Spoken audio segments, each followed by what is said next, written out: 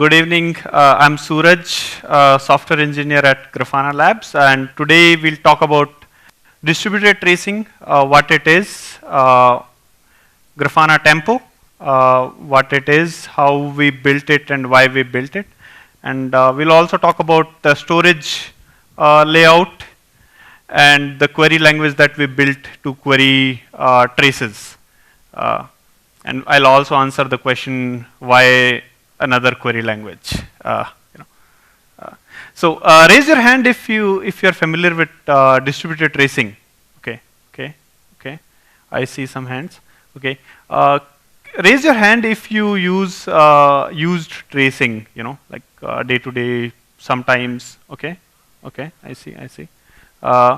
Raise your hand if you run a tracing database like Jaeger, Zipkin. Oh, I see.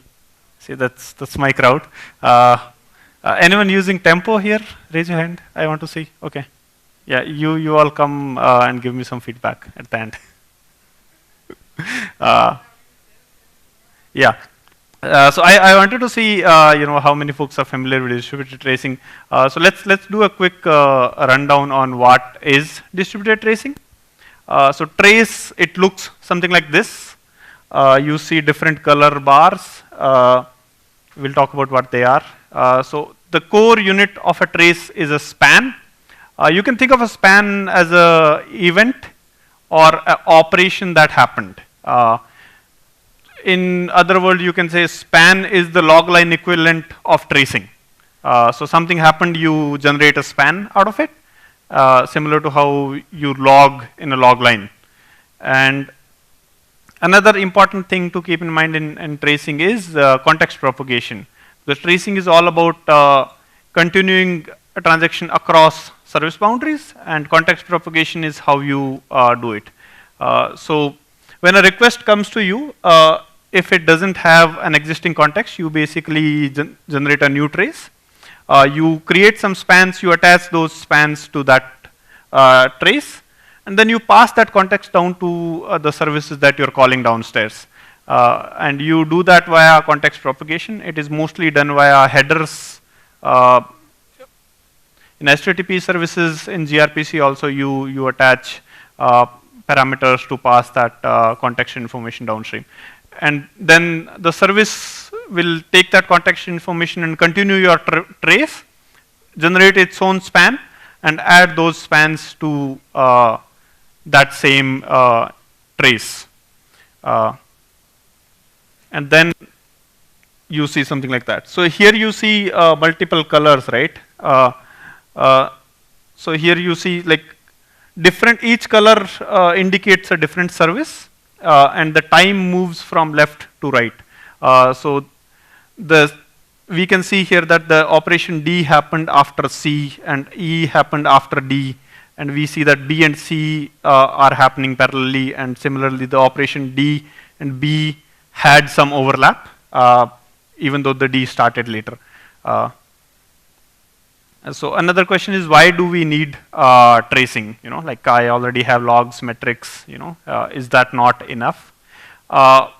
One thing that you cannot do is you cannot build that ordering information across services with log lines. You have to do timestamp correlation, or either you'll end up logging request IDs, which is what I call poor man's tracing with logs.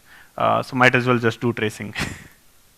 So again, like modern services are complex. Your user might request something that take a different path depending on what they requested across services.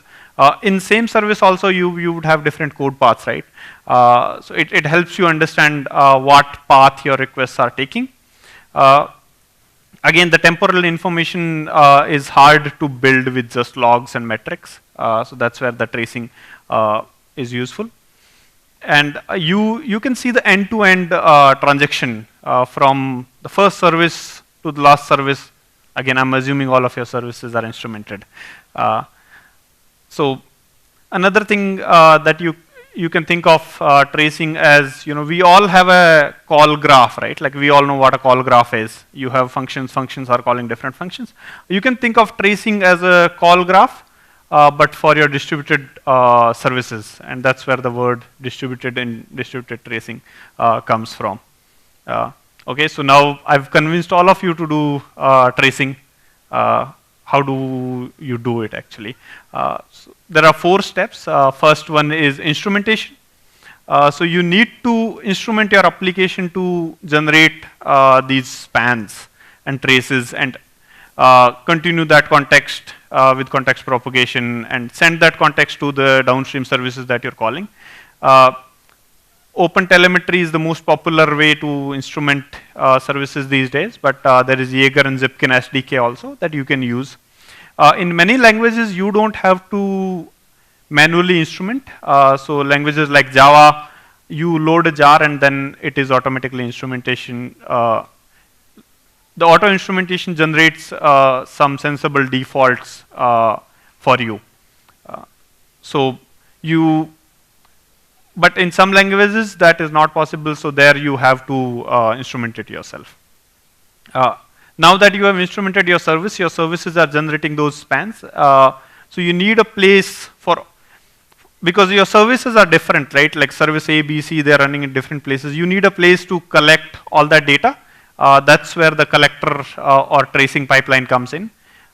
You can use OTel collector or any other collector to collect traces from all of your services. And another important thing that you do at collector level is you make sampling decisions, you make data modifications and enrichments. So stuff like attaching cluster labels, region labels, you know, what is the sampling rate that you used, you do that. Removing PIIs, you do at collector level. Then your collector will basically take all the traces, batch them, and send to a tracing backend. In this picture, you can see Zipkin, Jaeger, Tempo are shown. Any of them can take your traces and then store them. Okay, now that you have stored them, you need a way to, query it. So again, that's the 4th step in the pipeline. So you instrument, collect, store, query. And Tempo fits in the step 3. It is a tracing storage system. And we'll talk about that later in the details. So here is an example tracing pipeline that looks like. So here you see service 1, service 2, service 3. All these services are generating traces. And then the dotted line is your network boundary. And you run, in this example, I'm showing a Grafana agent running in your infrastructure, collecting traces from all. And then it is writing to tracing backend. And then you're using Grafana to query it. So this is an example of a distributed tracing setup that you'll see. Okay, that was introduction to tracing, what it is, how to do it. Now we'll go deep into Tempo and why we built it. So first I want to talk about how Tempo works. So Tempo relies heavily on object store to save its traces for long term. So we will receive your trace, build a block, cut that block, and we'll flush that block to an object store for long term storage. That allows us to store traces for cheap. And when you query, we pull that block back from object store, do the querying, and then return the results back to you. And we'll talk about object store later. And because we rely on object store, we can offer longer retentions for cheap with Tempo. So okay, let's see how we can run Tempo. You can run it as a single binary, like you don't have to make it complicated. Just one Go binary, you start it, and that binary does everything. Your ingestion and querying, compaction, everything. So just one S3 compatible or an object store bucket with the binary, and you have a tracing setup ready. Another way you can do it when you grow big is you can keep that bucket same, and then you can deploy individual services, or you can deploy a read path as a single service, the write path as a single service, and scale your reads, writes independently. There are many ways to run Tempo. It is very flexible. You you can pick and choose what you want to run together or what you want to isolate out. So one way is you can use Tempo open source. You can instrument your application agent like Grafana agent or any other hotel collector, store Tempo and Grafana, and now this is your tracing setup. If you have enterprise needs, you can use Grafana Enterprise, but for majority of the folks, open source Tempo is more than enough. And if you don't want to run it, you can just get fully managed service from Grafana. Okay. Another thing that a lot of people ask is that tracing is hard, like at scale. Scaling tracing means throwing a lot of money at it. So I wanted to share some numbers from one of our biggest clusters that we are doing. So we're doing around 1 petabyte a month in this cluster with 30-day retention with replication factor of 3. And a lot of people have complained that the search becomes sluggish when they have a lot of data. And I just looked over average and P90 and P99 for a day for that cluster, and these are the latency numbers that I saw. I could be unlucky, and that was the slow day for the querying, but yeah, these are the numbers that I have from one of our biggest clusters.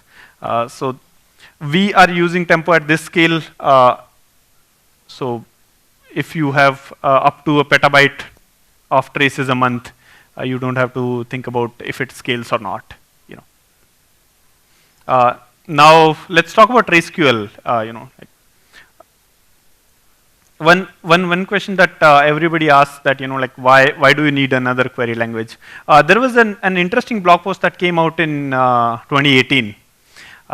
It had a very interesting title that says, I don't want to learn your garbage query language. And the author says that every vendor in the whole world is making their own query language. Just give me some SQL. And it resonated with people. You can see that the orange site interacted with it, had a lot of comments and upvotes and all.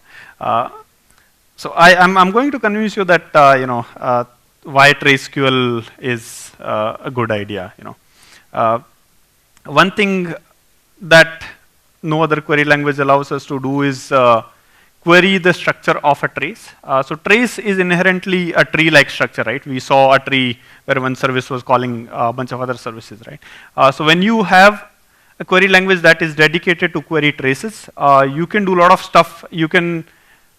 Because you can always assume the tree structure, right? And you can ask interesting questions that you will not be able to ask easily with existing query languages. And that's why we thought it is worth building a query language just to query traces. One example is, like how many connections to the database my slowest request making. And you have to find the slowest request, and then you have to track down database connection.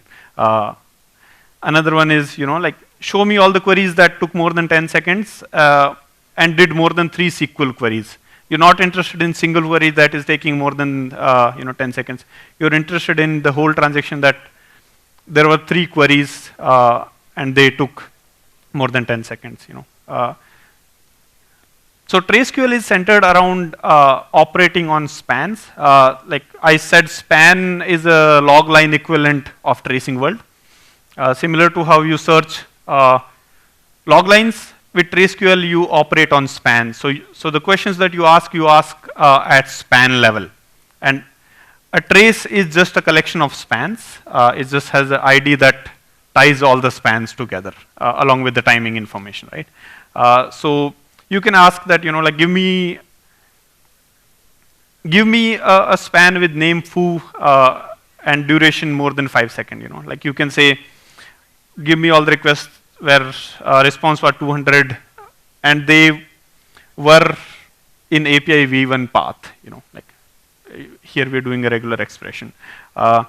Another thing that TraceQL has that we wouldn't have been able to do with any other query language is type awareness, right? So you can say it knows the status code is an integer, so you can do greater than, less than, equal to on status code attributes, right?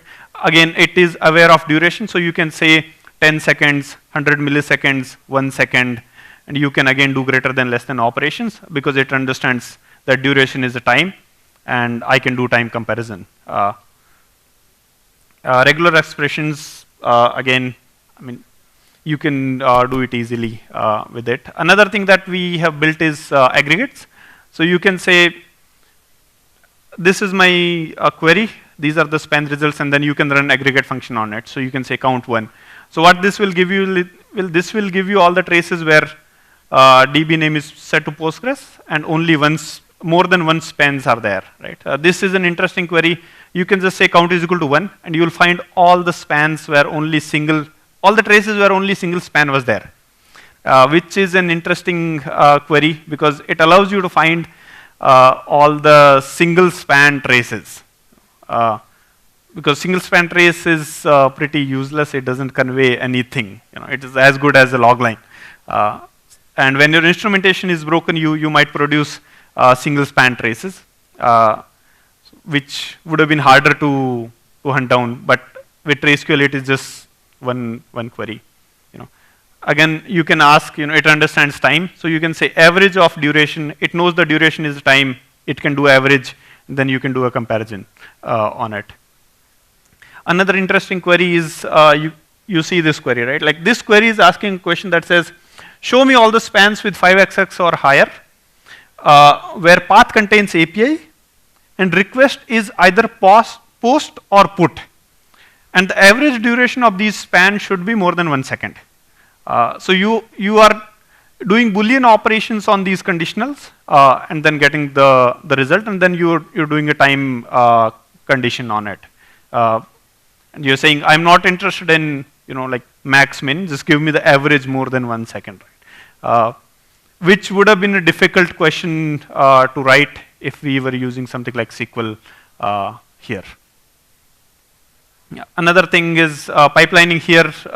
In this query, we have used pipeline. So we wrote this query, we piped it into average.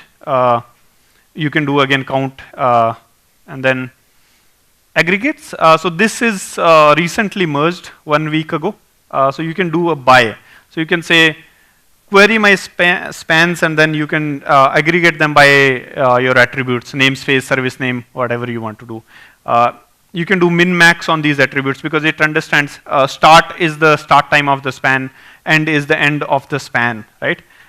So you can do, I'm only interested in end minus start greater than 10 second, right?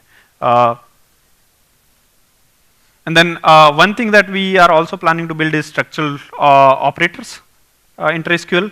So you can ask that, okay, give me all the spans. Like you are traversing the tree here actually with these operators.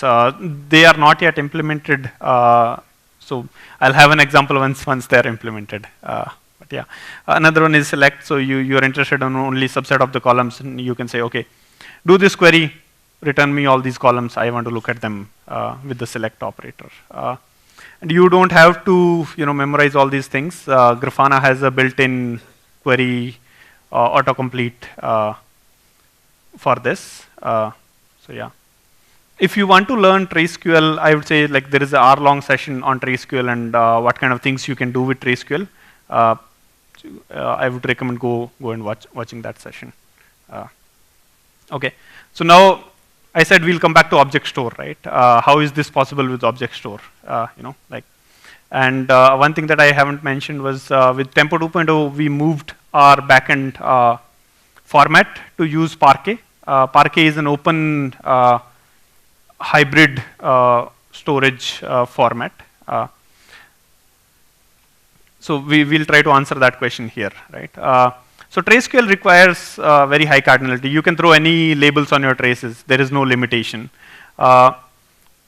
Here you are querying large subset of columns. So your trace will have 10, 15 attributes, but at a time you are only interested in 2, 3.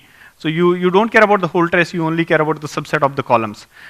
So having a columnar nature helps. Another is you're also querying a row only operation. When you say something like status code is equal to 500, you're only interested in values of that, right? So you're querying column wise, you're querying row wise, and our goal was we want to do it with only object store because object store allows us to scale tempo without enormous costs.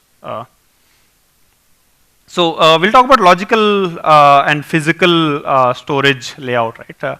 So this is a table. You can see there are rows and columns.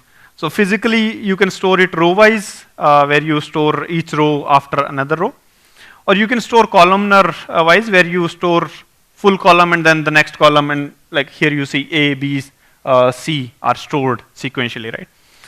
And then there is a hybrid storage format where you basically take a subset of the rows, you call it a row group, you store that row group, and then you have another row group, right?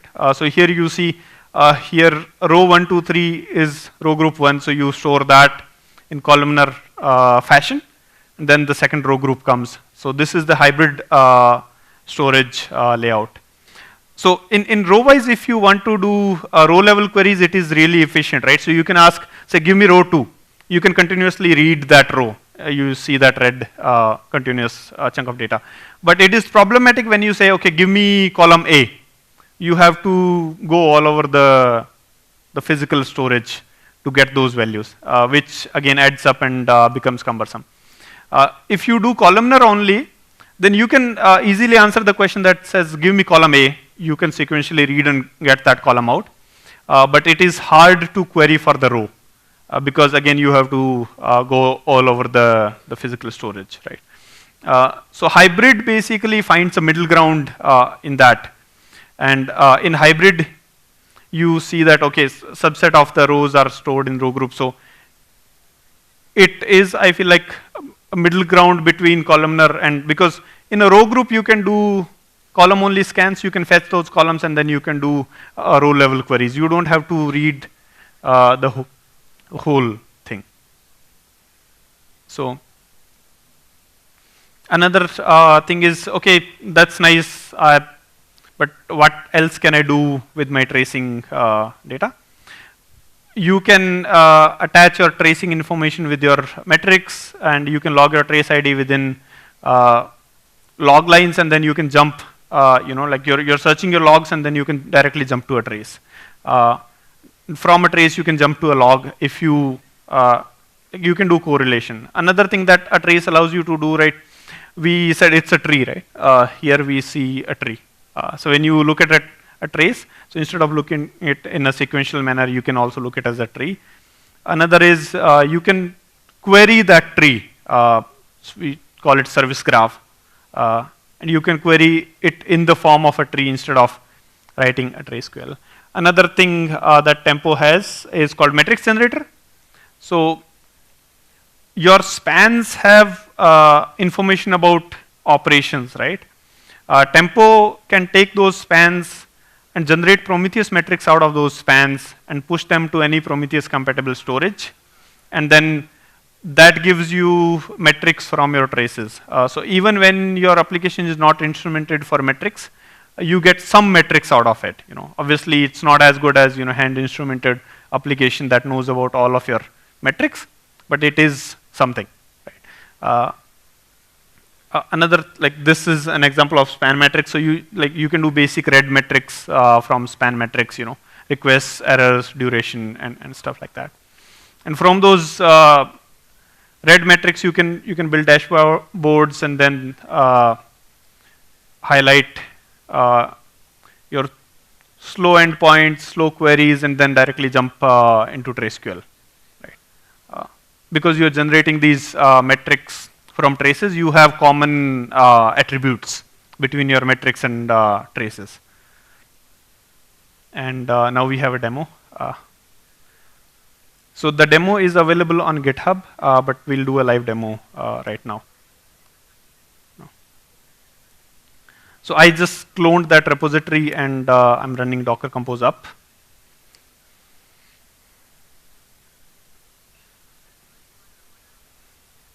Okay, and what it is doing is it is starting Grafana, Tempo, Prometheus, and 3-4 fake services that will randomly fail, so that we have some failures, and then there is a database involved, or at least database queries are involved.